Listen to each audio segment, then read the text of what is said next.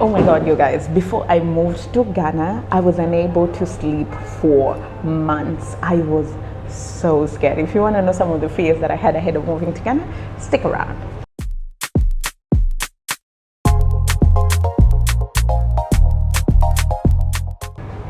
Hey guys, what's up? Welcome to another episode of the vlog. My name is Sandira Ganga. If you're new here, subscribe. If you're a returning subscriber, give this video a thumbs up. We said 100k subs by the end of the year.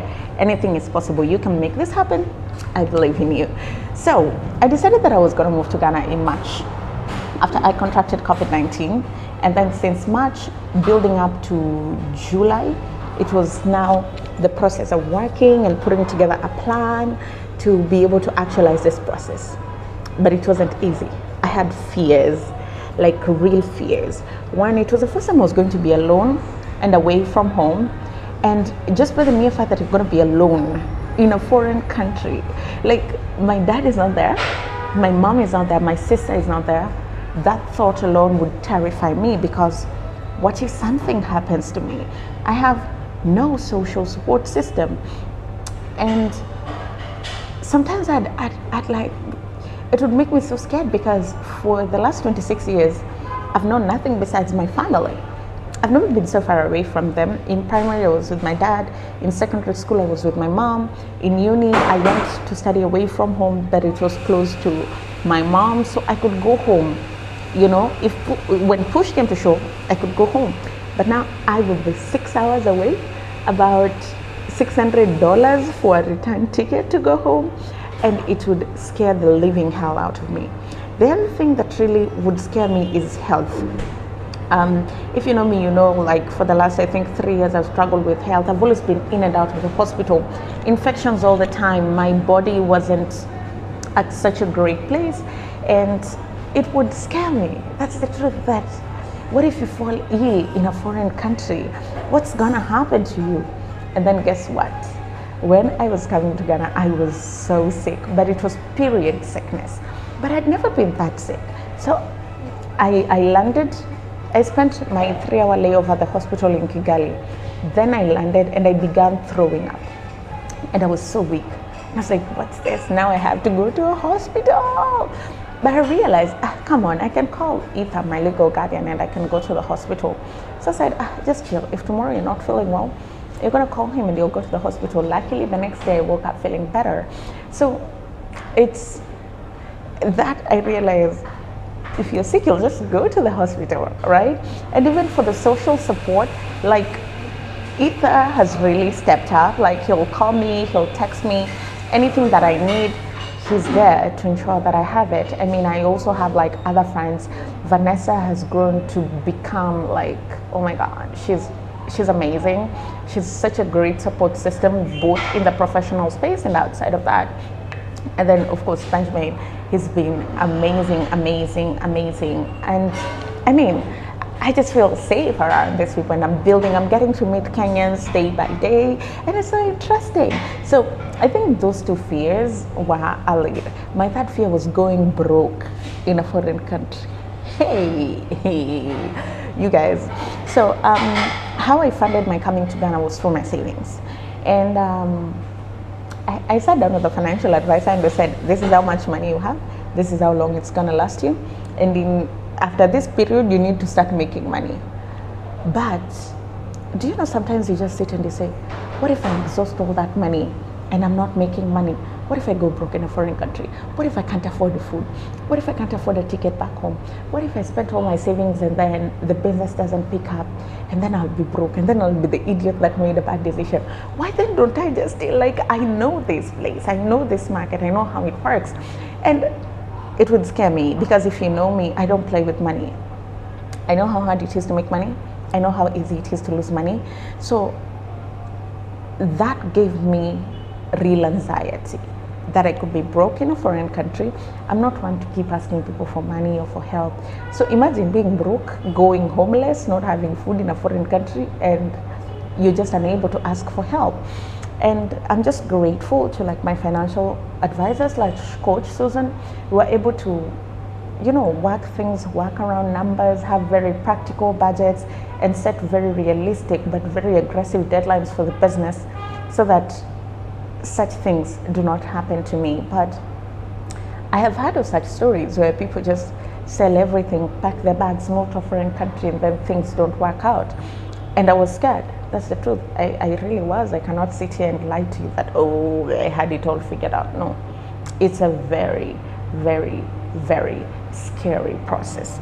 I think the other thing that scared me, sorry, I lost my glasses, or I don't know what happened to them, so seeing is practically impossible. So the other fear that I had was, what was my family going to say? Because I had a job, you know. It's not like I was struggling in Nairobi. I had a job. I was rising well through my career. I had a roof over my head. I had a family that loved me. Now you want to leave all that behind? So questions were bound to arise, you know. My mom knew from the very onset that it was going to happen. And I remember I called her and like I was just crying on the phone and saying, I can't do this anymore. I can't continue living here. I'm not happy and all that stuff. And my mom was just like, if you're not happy, if you feel like it's not working for you, you can always like, change is not that bad. You can try it.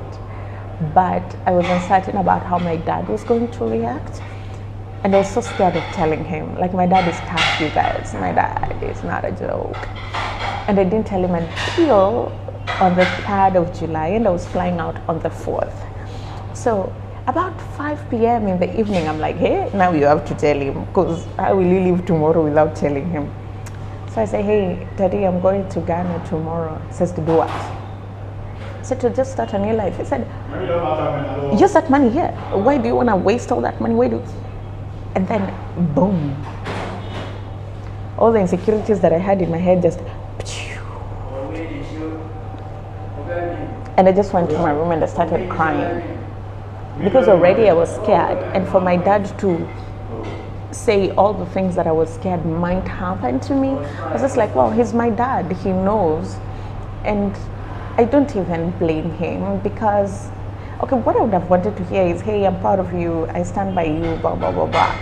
But I think he just went into parent and protective mode, and I was scared.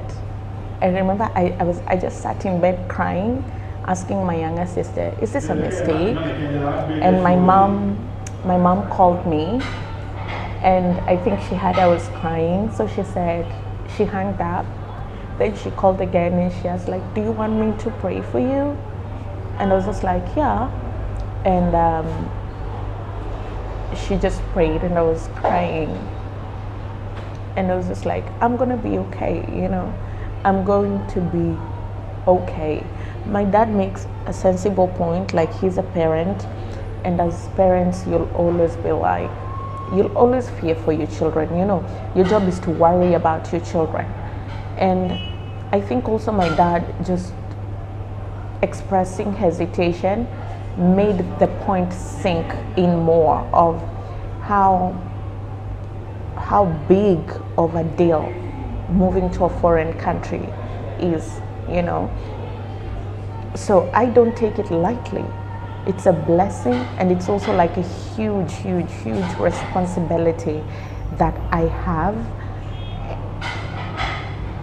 And I don't know, it's just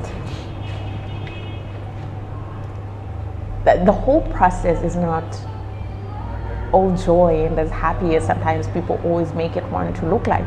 Or at least my journey has not been that all power to the people who've had roses and sunshine and stuff. And that's not to say that my dad doesn't support it. It's just he's a parent. And the job of parents is to worry about you. The job of parents is to poke holes at your plans. And I think when I left, all the responsibilities that I had were taken care of. I don't think I left any gap. So I think when he saw that everything was just well thought out, well planned out, he chilled a little. And my younger sister was telling me the other day, he was asking her rather, if I'm now self-sufficient and I can depend on myself and stuff, which just shows that, well, he's coming around. And I'm looking forward to going home for the holiday and just being with my family before coming back and enjoying the beach here and working. But those are some of the fears that I had. I don't know if you've ever tried something new, like a new job, moving to a new city, moving to a new house, moving to a new country, changing careers, going back to school, what are some of the fears that you've had? What are some of the struggles that you've had? And let me say, the moment I got here, everything is just working out. It might not work out as I want, but it's working out as it should, and I'm still alive, and I haven't been to a hospital. Yeah, and I can afford to go out and buy myself a drink. By the way, this is pineapple and ginger because my parents watch this channel. So I want to maintain some level of transparency and openness with you guys, so that nobody that ever watches this channel thinks, oh, she's so perfect, oh, things are working for her.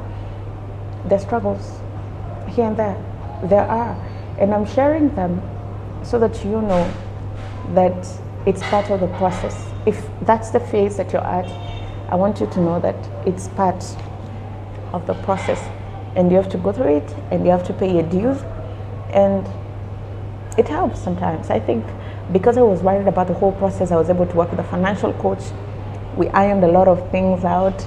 I was able to talk to my therapist a lot more, and I think we made some progress. We made good progress. So fears are not a bad thing. It depends on what you do with them. You can allow the fear to debilitate you, or you can allow the fear to motivate you so that you make your way and find what works for you. So that's all, you guys. That's all I have for you on the vlog.